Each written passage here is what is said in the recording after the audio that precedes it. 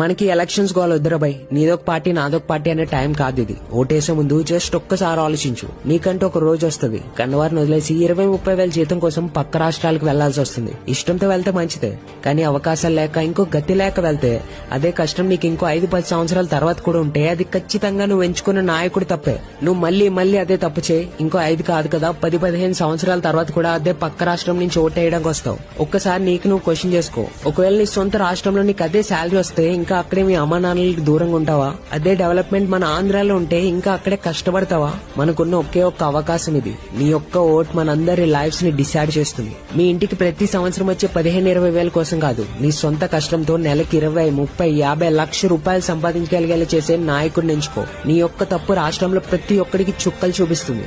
ఒకవేళ ఈసారి ఓటేయడానికి మీరు రెడీ అయితే ఎస్ అని ఫైర్ ఇమోజీతో కమెంట్ చేయండి అండ్ మీ స్టోరీస్ లో ఈ రీల్ ని షేర్ చేయండి.